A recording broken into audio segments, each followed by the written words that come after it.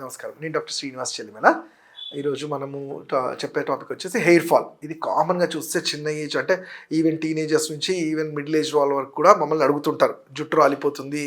ఎందుకంటే it's it's only ఒక cosmetic problem కాకుండా కాన్ఫిడెన్స్ కూడా ఉంటుంది కాబట్టి జుట్టు బాగుంటే ఒక కాన్ఫిడెన్స్ అనేది ఉంటుంది. కాబట్టి ప్రతి ఒక్కరం మనం కాన్షియస్‌గా ఉంటాం. అసలు హెయిర్ ఫాల్ గురించి తెలుసుకోవాలంటే ఏంటి? ఈ హెయిర్ ఫాల్ అనేది మోస్ట్‌లీ ఆండ్రోజెనిక్ అలోపేషియా అంటాం. అంటే అది జెనెటిక్ వల్ల త్రూ ఫాదర్ ద్వారా పెటర్నల్ ద్వారా వచ్చే ఒక డిజార్డర్. అయితే జనరల్గా పెటర్నల్ అంటే ఆండ్రోజెనిక్ అలోపేషియా అంటాం. అంటే మగవాళ్ళు వస్తే ఆండ్రోజెనిక్ అలోపేషియా మేల్ ప్యాటర్న్ అంటాము. అలానే ఆడవాళ్ళు వస్తే ఆండ్రోజెనిక్ అలోపేషియా ఫీమేల్ ప్యాటర్న్ అంటాం. అది జనరల్గా ఫాదర్ నుంచి వచ్చే జెనెటిక్ ప్రాబ్లం. అయితే ఇక్కడ మీ ఫాదర్ ఒక గిఫ్ట్ ఇచ్చినట్టు మాత్రము అది మీరు రిసీవ్ చేసుకోవాలా లేదా అనేది మీ మీద ఉంటుంది. దాని ఎగ్జాంపుల్, ఇప్పుడు సపోజ్ మీ ఫాదర్ ఒక బెంచ్ కార్ ఇస్తే మనం యాక్సెప్ట్ చేస్తారు.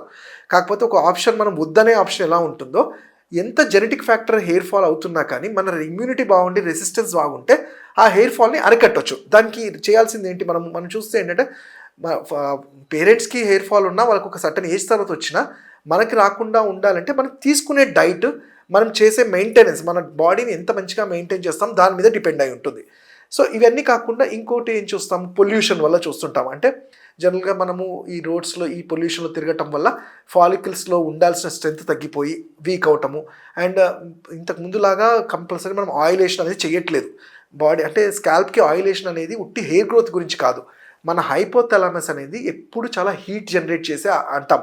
అందుకే మన పెద్దవాళ్ళు ఎండలో వెళ్ళినప్పుడు ఆయిల్ అప్లై చేయడం కానీ స్కార్ఫ్ కట్టుకోండి అని ఎందుకు చెప్తారంటే ఈ హైపోథాలమస్ ఆల్రెడీ బాడీ కన్నా చాలా హీట్ జనరేటింగ్ పార్ట్. అక్కడ ఉండే ఈ ఫాలికల్స్ అనేవి బర్న్ అవ్వటం వల్ల హెయిర్ ఫాల్ జరుగుతూ ఉంటుంది. సో కాబట్టి మనం కొన్ని ప్రికాషన్స్ ఎండలో వెళ్తున్నప్పుడు స్కార్ఫ్ లాంటిది కట్టుకోవడం, లేదంటే ఎస్పెషల్లీ ఆయిల్స్ అనేవి weekly once or twice night time పెట్టి ఒక 2-3 అవర్స్ మార్నింగ్ వరకు వదిలేసి నెక్స్ట్ డే వాష్ చేయడం వల్ల ల్యూబ్రికేషన్ జరుగుతుంది.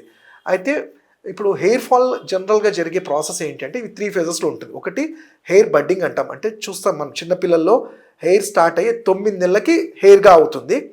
తర్వాత హెయిర్ స్టాగ్నెంట్ అంటాం. అంటే ఒక హెయిర్ వచ్చింది, అది 1.5 మంత్ నుంచి 2 మంత్స్ వరకు మన స్కాల్ప్లో ఉంటుంది. తర్వాత ఫాలింగ్ స్టేజ్ అంటాం. ఆ వచ్చిన హెయిర్ ఫాల్ అయిపోతుంది. ఇది కంపల్సరీ ప్రతి ఒక్కరికి జరిగే ప్రాసెస్. కాకపోతే ఏంటంటే ఇది మనకి కంటికి కనబడదు. ఈ 3 మంత్స్ ప్రొసీజర్ కొత్త హెయిర్ వస్తూ ఉంటుంది, పడిపోతుంది, మళ్ళీ కొత్తది వస్తుంది. బట్ హెయిర్ ఫాల్లో ఎవరికైతే వీక్ ఇమ్యూనిటీ ఉండి ఫాలికల్స్లో స్ట్రెంగ్త్ ఉండదో, ఆర్ కొన్నిసార్లు ఏదైనా ఇన్ఫెక్షన్స్ వల్ల, డాండ్రఫ్ వల్ల, వీటి వల్ల, హార్మోనల్ ప్రాబ్లం వల్ల ఈ జరగాల్సిన ప్రాసెస్ నేను ఏది చెప్పానో హెయిర్ వస్తుంది, టక్కున ఒక 1-2 డేస్ ఉండి మళ్ళీ పడిపోతుంది. అంటే చాలా ఫాస్ట్గా జరుగుతుంది. 3 మంత్స్లో జరగాల్సిన ప్రొసీజర్ ఒక 1-2 డేస్కే జరగడం వల్ల జుట్టు రాలిపోతూ ఉంటుంది. అయితే దాన్ని ఎలా మనము నిర్ధారిస్తాం జుట్టు రాలుతుందంటే జనరల్గా మనం చూస్తున్నాం కొంచెం దూకోగానే ఎంతో కొంత హెయిర్ వస్తుంది. బట్ చాలా ఎక్కువగా అదే పనిగా హెయిర్ ఫాల్ అవుతుంది, చూస్తే కింద కూడా హెయిర్ పడుతుంది అన్నప్పుడు దాన్ని మనం ఇది హెయిర్ ఫాల్ కానీ కన్సిడర్ చేయాల్సి ఉంటుంది. అయితే దీనికి నేను ఇంతకు ముందు చెప్పినట్టు ఏమన్నా డాండ్రఫ్ లాంటిది, ఫంగల్ లాంటిది ఏమన్నా ఉన్నాయా చెక్ చేసుకున్న తర్వాత మరి హెయిర్ ఫాల్ని ఆపడానికి ఏం చేయాలి? ఫస్ట్ కొత్త హెయిర్ రావడానికి ఎలా చేస్తామో ఫస్ట్ థింగ్ ఏంటంటే హెయిర్ ఉన్నది కాపాడుకోవడానికి ఈ ఫాలికల్ స్ట్రెంత్ అంటాం. అంటే మనం చూస్తాం చాలామందికి ఫాలికల్స్ అంటాం. హెయిర్ ఫాలికల్స్లో కొంతమందికి 3 వెంట్రుకలు ఉంటాయి, కొంతమందికి ఒక వెంట్రుక ఉంటుంది.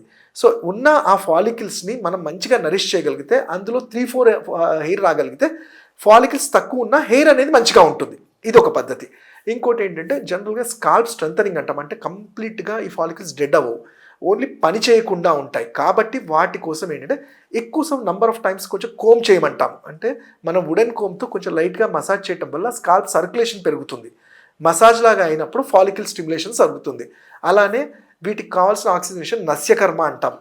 కొన్ని ఆయిల్స్ని వేయటం వల్ల మంచి ప్రాణాయామం చేస్తే ఎలాంటి ఎఫెక్ట్ ఉంటుందో ఇక్కడ ఉండే బ్లాక్స్ అన్ని క్లియర్ చేస్తే ఆక్సిజనేషన్ వల్ల స్కాల్ప్ అనేది ఒక స్ట్రెంథనింగ్, అంటే అక్కడ కావాల్సిన ఆక్సిజనేషన్ పెరిగి ఈ ఫాలికల్స్కి కావాల్సినంత గ్రోత్కి హెల్ప్ అవుతాయి. అలానే కొన్నిసార్లు మల్టీవిటమిన్ డిఫిషియన్సీస్ అంటాం. అంటే కాల్షియం ప్యాంటోథినేట్ కానివ్వండి, విటమిన్ ఈ ఇలా తగ్గిపోయినప్పుడు కూడా హెయిర్ గ్రోత్ అనేది జరగదు. సో అలాంటివి ఉన్నప్పుడు మనకి ఇంట్లో దొరికే మంచి ఫుడ్స్ లైక్ సున్నుండలు లాంటివి కానివ్వండి, పల్లి పట్టి లాంటివి కానివ్వండి, అలానే మునగాకు, పాలు, ఎగ్స్, ఫిష్, సీ ఫుడ్ ఇలాంటివి అన్ని ఆకుకూరలు, ఫ్రూట్స్ ఇలాంటివి సమపాలల్లో తీసుకుంటూ రెగ్యులర్ ఎక్సర్సైజ్ చేయగలిగితే హెయిర్కి కావాల్సినంత మంచి పోషణ జరుగుతుంది. అయితే ఆయుర్వేదంలో కేశపాటన అంటాం. అంటే దీని హెయిర్ ఫాల్ అనేది ఏంటంటే, మేము ఇంతకుముందు చెప్పినట్టు మన శుక్రకణంలో అంటే సప్తధాతువుల్లో మలం అంటాం. అంటే శుక్రము ఫాదర్ నుంచి వచ్చే దాంట్లో సబ్ పార్టికల్ గోర్లు, వెంట్రుకలు. సో ఇంత చెప్పబడినప్పుడు ఏంటంటే సప్తధాతు అంటే ప్రతి సిస్టము నరిష్గా ఉంటే జుట్టు అనేది కరెక్ట్గా ఉంటుంది. అన్ని వీక్ ఉండి బాడీలో మినరల్స్, విటమిన్స్ అన్నీ వీక్ ఉండి ఉట్టి హెయిర్ గ్రోత్ రావాలంటే కుదరదు. కాబట్టి కంప్లీట్ బాడీ అనేది మంచిగా ఫుడ్ తీసుకుంటూ స్ట్రెస్లెస్ ఉండి మంచి ఎక్సర్సైజ్ చేయగలిగితే స్కాల్ప్ గ్రోత్ అనేది మంచిగా ఉంటుంది. మరి ఇవన్నీ అయినా కానీ హెయిర్ ఫాల్ అవుతుంది డాక్టర్ గారు అంటే, అప్పుడు ఆయుర్వేదంలో మేము ఏం చేస్తాము అంటే దీనికి తలపొదిచ్చిలు అంటాం. అంటే మీరు ఇంట్లో కూడా చేసుకునేది సింపుల్ చిట్కా ఏంటంటే మెంతి కూరని, హైబిస్కస్ మనకు తెలుసు మందార ఆకుని, దాంట్లో ఈ మెంతి కూరని బాగా మిక్స్ చేసి కొంచెం నస్యకర్మ నేను చెప్పినట్టు సింపుల్గా ఆవు నెయ్యిని వేసి కొంచెం ఆక్సిజనేట్ చేయగలిగి స్కాల్ప్కి పట్టించి స్టీమ్ లాంటిది ఇచ్చి పట్టించి ఒక 10-15 మినిట్స్ ఉంచడం వల్ల అంటే మేబీ ఒక్కసారి జరగకపోవచ్చు, but over a period of time scalp strength జరిగి హెయిర్ ఫాల్ని అరికట్టగలుగుతాం. అండ్ దీనివల్ల ఇంకో మంచి గుణం ఏంటంటే గ్రేయింగ్ ఆఫ్ హెయిర్ అంటాం. అంటే కలర్ ఏదైతే చిన్న ఏజ్లో ఇప్పుడు 40 ఇయర్స్ వాళ్ళల్లో గ్రేయింగ్ ఆఫ్ హెయిర్కి మనం ఏం చేయలేకపోవచ్చు, కానీ 40 లోపల వాళ్ళకి ఈ కలర్ చేంజ్కి ఏంటంటే నేను చెప్పినట్టు ఈ మెంతి కూర చాలా మంచిగా హెల్ప్ అవుతుంది. అట్లానే కాల్షియం ప్యాంటోనైట్ అనేది కానివ్వండి, సప్తామృత లోహ అని కానివ్వండి, ఆయుర్వేదిక్లో దొరికే భృంగరాజ ఇలాంటివి తీసుకోవటం వల్ల కలరింగ్ ఆ మెల్నోసైట్స్ ఏవైతే ఉంటాయో కలరింగ్ ఏజెంట్ ఉంటాయో పిగ్మెంట్స్ని కరెక్షన్ చేయడానికి హెల్ప్ అవుతుంది. అలానే ఇప్పుడు బాడీ హైడ్రేటెడ్గా ఉండాలి అంటే 3 to 4 లీటర్స్ ఆఫ్ వాటర్ ఉండాలి. మోషన్ రెగ్యులర్గా ఉండేటట్టు చూసుకుంటే ఆయిలేషన్ అనేది తప్పకుండా కంపల్సరీ చేయాల్సిందే. ఏంటంటే రోజు కాకపోయినా వారంలో ఒకసారి 2 సార్లు మనం ఆయిల్ పెట్టడం వల్ల సరిగ్గా ల్యూబ్రికేట్ కూడా అవుతుంది, పోషణ జరిగే ఛాన్సెస్ ఉంటాయి. సో ఇవన్నీ చేసుకుంటూ ఈ బ్యాడ్ హ్యాబిట్స్ లైక్ స్మోకింగ్ కానీ, ఆల్కహాల్ కానివ్వండి, జంక్ ఫుడ్ ఇట్లాంటివి అవాయిడ్ చేస్తూ సాత్విక ఆహారం తీసుకోగలిగితే తప్పకుండా హెయిర్ గ్రోత్ మంచిగా ఉంటుంది. అండ్ దీనివల్ల వచ్చే డిసీజెస్ లైక్ ఫంగల్ కానీ డాండ్రఫ్ని కూడా అరికట్టిన వాళ్ళం అవుతాం. ఇంకా వీటి గురించి తెలుసుకోవాలంటే నాకు కలవచ్చండి. నా నంబర్ 76589050.